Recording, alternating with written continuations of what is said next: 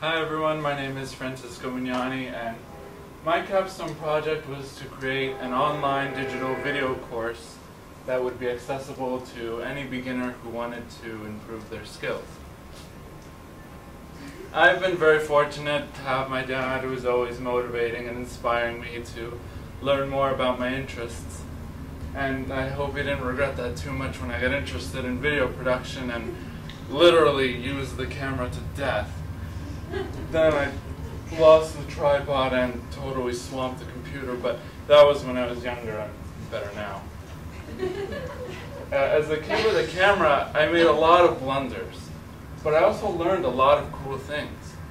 So I really wish that I knew then what I know now, because then maybe half the videos I made would have been watchable. Today I find that there are many more kids and adults with cameras, and cameras are everywhere. Like, you find cameras in everything but your electric toothbrush, but for now.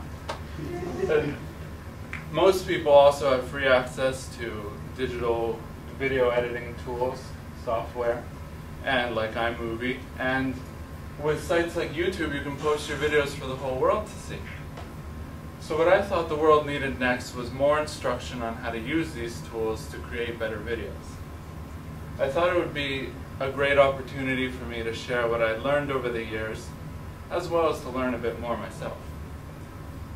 So I got to work identifying what things I wanted to include and what pitfalls I wanted to avoid when creating my online digital site. I thought a lot about what things I could improve about courses that I had taken in the past. In some courses, information has gone by too fast, leaving students confused about information about subjects that they hadn't quite managed to understand yet. Then other times it's gone by too slow. Students have to sit through explanations about subjects that they already thoroughly understand, or maybe is not relevant to the course material.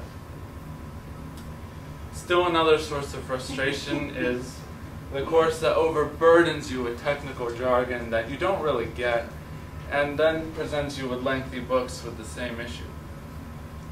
These frustrations can often lead students to feel discouraged to learn more. So I decided to focus on 4 core aspects of video production and create a series of video lessons that would speak to a beginner crowd and help them improve their skills. I thought making video lessons was a great choice for my course because I thought, well, if you're going to make a course on video production, present it in the medium that you're teaching about so you get that simultaneous example. It could solve most potential issues with pacing too, because learners can choose what lessons they want to hear about when they want to hear about it, and pause, rewind, or fast forward them as necessary. I picked up this idea in part from the flipped classroom approach that I learned about here at Marlborough. So my first attempts that you see here, they were okay. But I learned that delivering lessons to a camera is a lot harder than it looks. It's kind of like delivering it to that camera now. It's really no wonder that most everyone else I tried to recruit for the job practically ran away screaming. One of my biggest issues when creating my video lessons wasn't even technical. I just couldn't stop laughing.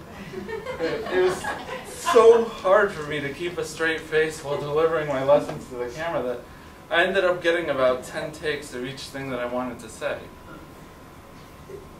And I'm much more comfortable behind the camera than in front of it, but other than that, I'm not sure what I found so funny. And when I wasn't laughing, my shots would often get ruined by all the extra noise in the places that I was trying to record them. I live near a shooting range, and one of the days I'd chosen to record, it sounded like they'd started a war over there the way they were carrying on. I'm not even kidding. With that and all the extra noise from the traffic and winds, and I really got to practice my lessons on audio techniques. So let that be a lesson to all of you. Don't try to shoot your video in places where you have too much noise from traffic, winds, and the occasional world war. The other unexpected hindrance to the production of my video lessons were birds. I've heard people say before, try not to get too much noise from birds in your audio. And I thought, birds? Well, what are you so worried about birds for? They sound nice. I actually found out what all the worry was about when I tried to play back some of my videos and found that I could actually not distinguish some of what I was saying due to the level and amount of chirping that was going on in the background. So I made sure they went in my lesson, beware of birds. Other than that, it went great. My computer might not agree so much because I very nearly overloaded its memory with all the video files I dumped into it, but it turned out fine. I put together a plan for a website that I thought would be easy to navigate for any beginner, and I put it together using the Weebly program that I heard about in one of my classes. I tested my site using website usability testing procedures that I also learned about in class, and I had the content of my site evaluated by a college film professor who was able to help me improve my course throughout the process. One very important thing I learned is that you have to test your work early in the process. I was very glad that I managed to do this because a lot of the feedback I received had me remaking videos and adding new sections to my site to accommodate a variety of different users.